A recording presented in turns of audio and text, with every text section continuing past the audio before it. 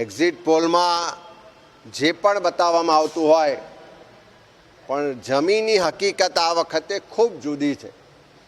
સરકાર સામે લોકોની નારાજગી ખૂબ હતી અને એ નારાજગી પરિવર્તન રૂપે મતમાં પણ પરિવર્તિત થઈ છે.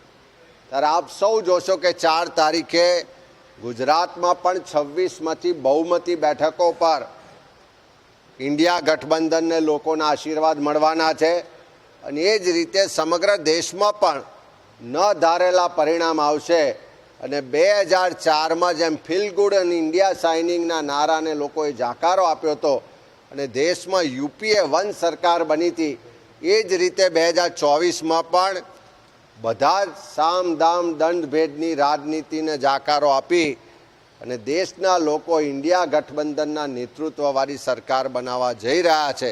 અને એનો જનતાનો ચુકાદો, જનતાનો એક્ઝિટ પોલ 4 તારીખે આપણે બધા જોઈશું.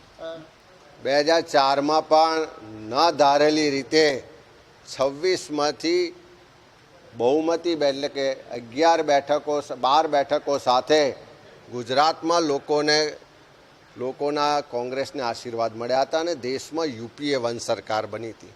2024માં પણ તમે જોશો તો 25માંથી બહુમતી બેઠકો પર પ્રજાના આશીર્વાદ ઇન્ડિયા ગઠબંધનને એટલે કે કોંગ્રેસ અને આમ આદમી પાર્ટીના ઉમેદવારને મળવા જઈ રહ્યા છે અને ગુજરાતથી જ પરિવર્તનની શરૂઆત થશે અને આખા દેશમાં પરિવર્તન થશે.